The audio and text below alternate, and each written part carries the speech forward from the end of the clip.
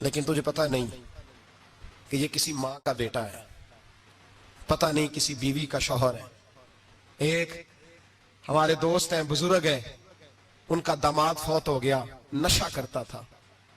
تو میں تعزیت کرنے ان کے گھر پہنچا تو کھڑے ہو گئے ہاتھ باندھ کے، کہنے لگے حضرت صاحب باقی ساریاں گلاں چھڑ دیو، صرف نشے پہ تقریر کریا کرو۔ وہ جب جیتا تھا تو تب بھی اس کے بچے یتیم ہی تھے، یتیم ہی تھے۔ میری بیٹی جب میرے گھر آتی تھی اور میں اپنے پوتوں کے اترے کپڑے اسے پہننے کو دیتا تھا تو میرا کلیجہ پھٹتا تھا۔ اور میری بیٹی اس کی زندگی میں بھی بیوہ کی زندگی گزار رہی تھی، وہ میری بہوؤں کے اترے ہوئے کپڑے پہنتی تھی۔ کوئی دعا کرو، کوئی جلسے کرو، یہ لت ختم ہو جائے۔ اور کہنے لگا اب میرے وہ چلا تو گیا ہے، دادا دادی اس کے پہلے کوئی نہیں، چچا ہے کوئی نہیں، جب تک تو میں زندہ ہوں ان نواسوں کو کوئی روٹی کا لقمہ، کوئی کپڑا مل جائے گا، لیکن سوچتا ہوں میں بوڑھا ہوں، مر گیا تو ان کو کوئی پوچھے گا بھی نہیں، کون ان کی خبر۔ اتنا ظلم اس قوم سے، اتنی زیادتی، اور آرام سے لکھ کر لوگ گزر گئے کہ یہ 70 لاکھ ہے، ان کا درد تو سمجھو، تکلیف تو سمجھو۔ 7 فٹ کا سونا جوان اور نشے کا عادی ہے تو کسی نالی میں پڑا ہوا ہے۔ اور میں نے کہا اس قوم کے ساتھ اس سے بڑا بھیانک مذاق کیا ہوگا۔ کوئی دانشور تھا بڑا ظالم، اس ظالم سے کوئی مشورہ لینے آیا، اس نے آ کے کہا تو بڑا ظالم ہے، بڑے کڑوے مشورے دیتا ہے، میرا ایک دشمن ہے، میں اس سے بدلہ لینا چاہتا ہوں، میرا دل کرتا ہے اس کا بچہ قتل کر دوں تاکہ وہ تڑپے۔ تو ظالم نے کہا اسے قتل نہ کر، وہ تو اس کا بعد 2-4 مہینے رو کے چپ کر جائے گا، پھر میں سخت سزا دینا چاہتا ہوں، مشورہ دے۔ تو اس نے کہا اس کے بچے کو نشے پہ لگا دے، جس کا بچہ نشہ کرے گا وہ باپ روز مرے گا، روز جیے گا، وہ ماں روز مرے جیے گی، نشے پہ لگا دے۔ اس قوم کے ساتھ سب سے بڑا ظلم یہ ہوا کہ ملت کا جوان نشے پہ لگ گیا، ڈرگز پہ لگ گیا، اتنے تباہ حالات ہوئے کہ جوان چڑھتی جوانیاں، اماں نے کتاب دے کے بھیجا تھا اور کالج سے واپس آئے تو نشے کے ٹیکے ہاتھوں میں پکڑے ہوئے، ٹیکے۔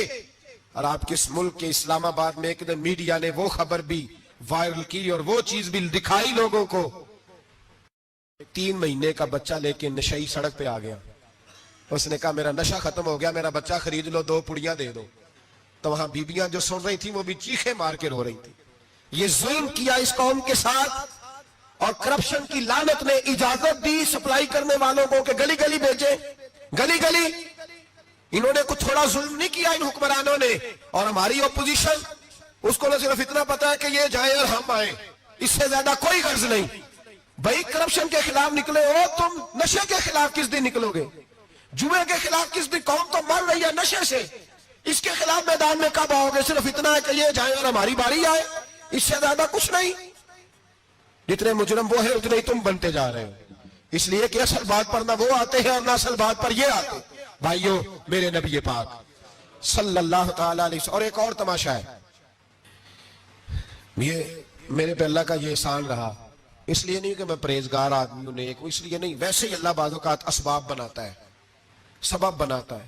مجھے نہ شراب کے رنگ کا پتہ ہے، نہ اس کی خوشبو کا پتہ ہے، نہ میں نے کبھی زندگی میں دیکھی ہے، یہ کرم ہے میرے حضرت صاحب کا، میں نے نہیں دیکھی، مجھے نہیں پتا کیسی ہوتی ہے، کچھ باتیں میں نے سنی ہیں۔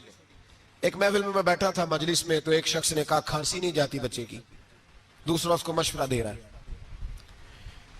کھانسی نہیں جاتی، بڑی دوائی دیسی بھی فلاں بھی بڑی کھائی، مشورہ دیا اس کو کہ تو اس طرح کر، اس کو نا شراب کے 2-4 چمچے پلاؤ، کہتے ہیں جی اس کو نا یہ پلاؤ تو صحیح ہو جائے گی۔ تو میں نے پلٹ کے اس کی طرف دیکھا، میں نے کہا کوئی عقل کر، کیا مشورہ کرنا؟ مولانا میرا تجربہ ہے۔ میں نے کہا تیرا تجربہ افضل ہے یا رسول اللہ کا فرمان زیادہ افضل ہے؟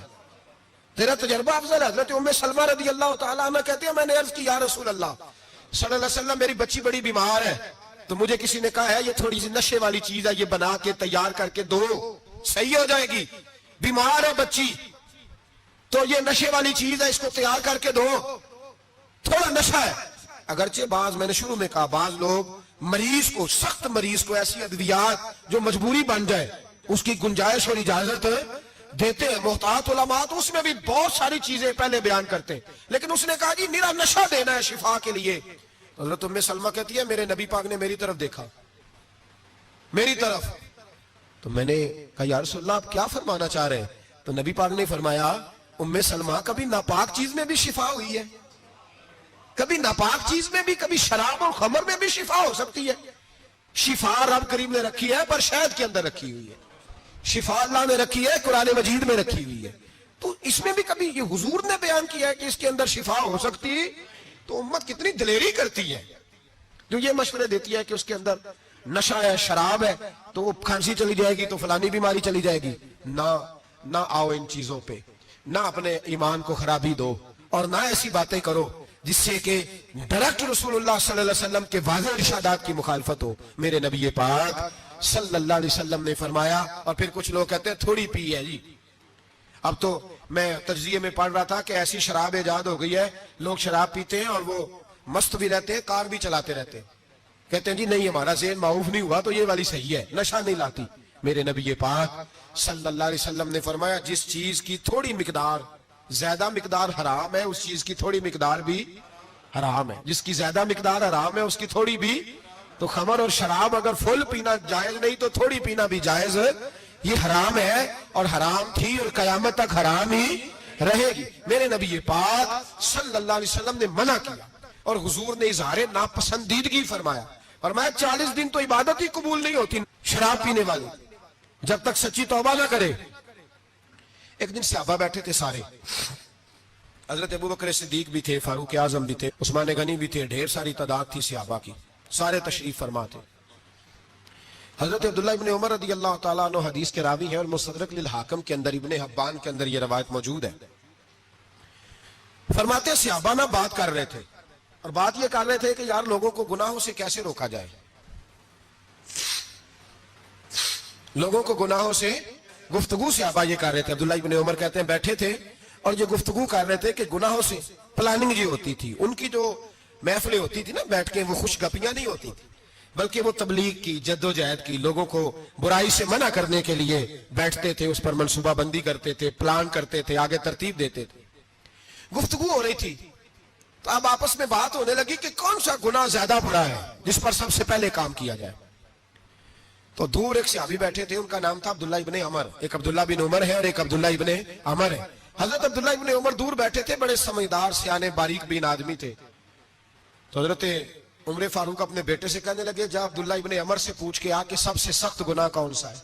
तवज्जो है मेरे भाइयों, इधर देखिएगा मेरी जानी, पूछ के आ कि सख्त गुनाह कौन सा है। अब्दुल्लाह बिन अमर रदी अल्लाह तआला अन्हु की खिदमत में जब अब्दुल्लाह इब्ने उमर गए तो जाके कहने लगे कि सहाबा पूछते हैं कि आपने ज्यादा वक्त गुजारा है नबी रहमत सल्लल्लाहु अलैहि वसल्लम के पास, तो बतलाइए बुरा गुनाह कौन सा है, सबसे सख्त गुनाह, ताकि सबसे पहले उस पर पाबंदी लगाई जाए, उस पर मेहनत की जाए। तो हज़रत अब्दुल्लाह इब्ने अमर कहने लगे सहाबा को जाके बता दो कि सबसे बुरा गुनाह शराब पीना है, सबसे बुरा गुनाह, और ये उम्मुल खबाइस है, बुराइयों की जड़ है, गुनाहों की मां है, ये बुनियाद है, बाकी गुनाह इसी से शुरू होते हैं। कहते हैं मैंने आके बताया तो हजरत अबू बकर सिद्दीक रदी अल्लाह तआला अन्हु सैयदना फारूक आजम कहने लगे खुद जाते हैं, उनके पास खुद जाते हैं, जो कि हमने बात सुननी है हम खुद जाते हैं और उनसे जाकर के सवाल करते हैं कि अगर आपको इस तफसील का पता है ना तो इसके पीछे भी कोई तफसील होगी जो मेरे नबी पाक ने बयान की होगी सल्लल्लाहु तआला अलैहि, उस तफसील का भी आपको पता होगा जो नबी पाक ने बयान की होगी, इस बात के पीछे जो बैकग्राउंड है, जो पस मंजर है। फरमाते हैं कि हम उठे, अब्दुल्लाह इब्ने अमर के पास गए, उनसे जाके पूछा कि जनाब आपने ये तो फरमाया है शराब उम्मुल खबाइस है, तो इसके पीछे पस मंजर क्या है। तो अब्दुल्लाह इब्ने अमर कहने लगे ये मैंने अपने पास से नहीं कहा, ये मैंने नबी पाक से सुना हुआ है। हुजूर सैयद आलम सल्लल्लाहु अलैहि वसल्लम बैठे थे तो हुजूर ने फरमाया शराब, ये नशा, ये बुराइयों की मां है। और फिर हुजूर ने एक मिसाल बयान फरमाई, नबी रहमत अलैहिस्सलाम ने फरमाया बनी इसराइल का एक वाकया है, एक खूबसूरत जवान था तो एक औरत का दिल आ गया उस पर। ये याद रख लें, हम लड़कों को मना करते रहते हैं लेकिन हमें घर की बच्चियों पर भी तवज्जो देनी होगी, हमें उनके खून पर भी निगरानी करनी होगी, हमें वहां भी गौर करना होगा। इसलिए कि अगर कोई बच्ची गुंजाइश ना दे तो मेरा ख्याल है कि लड़का जुर्रत करने की ताकत नहीं रखता, तो वहां भी उनकी अम्मा से कहे कि पाबंदी लगाए, बच्ची किसी का मोबाइल लेकर के कहीं उसको इस्तेमाल तो नहीं कर रही, इस पौधे पर भी तवज्जो दे, दरख्त बनने से पहले इसकी भी निगरानी करें, यह भी बड़ा जरूरी काम है। औरत का दिल आ गया تو نبی پاک علیہ السلام فرماتے ہیں اس نے کوئی بہانہ لگایا, کسی کو کہا کہ اس نوجوان کو بلا کے لاؤ, اس کو کہو کہ ہم نے کوئی گواہی لینی ہے تجھ سے. وہ نوجوان آیا, ایک کمرے میں داخل ہوا تو اگلے کمرے میں لے گئے, وہاں داخل ہوا تو اس سے اگلے کمرے میں لے گئی, وہ داخل ہوا تو اسی طرح 7 مکفل کمروں میں لے گئی. میرے کریم رسول میرے محبوب پاک علیہ السلام فرماتے ہیں, صحابہ کو سمجھا رہے ہیں میٹھے لب و لہجے میں, فرماتے ہیں جب سب سے پچھلے کمرے میں لے گئی تو ایک لڑکا بندھا ہوا تھا وہاں رسیوں سے, شراب کا پیالہ پڑا ہوا تھا, اور بی بی کہنے لگی کوئی گواہی شواہی نہیں لینی, تجھے اس لیے بلایا ہے کہ تیرے اوپر دل آ گیا ہے, اب میرے ساتھ منہ کالا کر. تو وہ جوان کہنے لگا نہیں, میں نے اپنے نفس کو پاک رکھا ہوا ہے, میری نظر بھی پاک ہے, دل بھی پاک ہے, اور اس کی برکت یہ ہے کہ رب نے میری روح کو بھی پاک رکھا ہوا ہے, تو میں یہ حرکت نہیں کر سکتا. پاک لوگ پلید کاموں کی جانب توجہ نہیں کرتے, میں یہ حرکت نہیں کر سکتا. اقبال نے اپنے بیٹے کو دعا دی تھی, اس نے کہا تھا حیا باقی نہیں ہے زمانے کی آنکھ میں, خدا کرے کہ رہے تیری جوانی بے داغ, خدا کرے کہ رہے تیری جوانی بے داغ. کہا میرے ساتھ منہ کالا کر, اس نے کہا میں نہیں کرتا. کہنے لگی چل پھر اس کو قتل کر, اس کو میں نے باندھا ہوا. اس نے کہا میں قتل کیوں کروں, میری کیا دشمنی ہے. کہا پھر شراب پیو. کہا میں شراب بھی نہیں پیتا. تو کہنے لگی اب تو میں نے تجھے اپنے چنگل میں پھانس لیا ہے, اب تو یہاں سے بچ کے جا نہیں سکتا, اور اگر تو باہر جائے گا تو میں شور کروں گی, لوگ جمع کروں گی, اس نے میری عزت آبرو پہ ہاتھ ڈالا ہے, تو بچ تو نہیں سکتا, ایک کام تو کرنا پڑے گا. محبوب فرماتے ہیں اس نوجوان نے سوچا کہ زنا بھی بہت بڑا جرم ہے, قتل بھی بہت بڑا گناہ ہے, چلو اب مجبوری ہے تو شراب پی لیتا ہوں. لیکن وہ سمجھا نہ کہ شراب تو بنیاد ہے.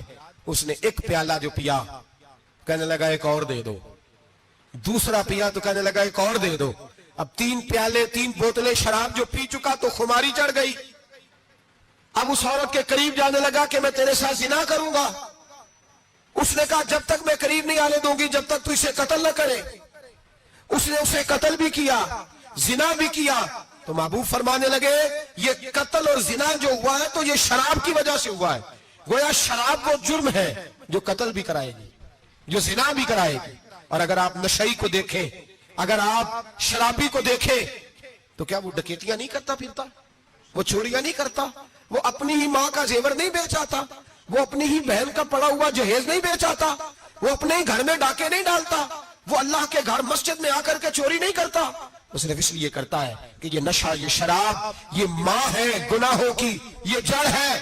ملت کے لوگوں یاد رکھو, اس امت اس پاکستان کے ساتھ جہاں بہت سارے ظلم ہوئے, وہاں بڑا ظلم یہ ہے کہ بہت بڑا طبقہ جوانوں کا نشے کا عادی ہے. وہ نشہ انہیں عشق مجازی اور عورتوں کے عشق کی جانب لا رہا ہے. وہ نشہ چوریاں کرا رہا ہے, قتل کرا رہا ہے, ڈکیتیاں کرا رہا ہے. بہت بڑے ظالموں نے بہت بڑے ہاؤس بنائے ہوئے ہیں جن کے اندر شراب فراہم کی جاتی ہے, نشہ دیا جاتا ہے. میں نے تو ایسے لفظ سنے کہ الیکشن کے دنوں میں ووٹ لینے کی خاطر سیاستدان انہیں نشہ فراہم کرتے ہیں, انہیں باندھ کے رکھتے ہیں, روز تمہیں پڑیا ملے گی, ووٹ ہمیں ڈالنا. اتنا ظلم, اتنی زیادتی, اتنا جبر, ایک انسان کے ساتھ کھیلنا. لوٹ آؤ, پکڑو ان کا دامن, اپنے گھروں کو بچاؤ, اپنے دوستوں کو بچاؤ. جاگو جاگو امت کے لوگوں جاگو, میرے نبی پاک صلی اللہ علیہ وسلم کے کلمہ گو لوگوں کو بچاؤ. ان پر اگر سختی کرنی پڑتی ہے تو کرو, پیار کرنا پڑتا ہے تو کرو, محنت کرو, جدوجہد کرو.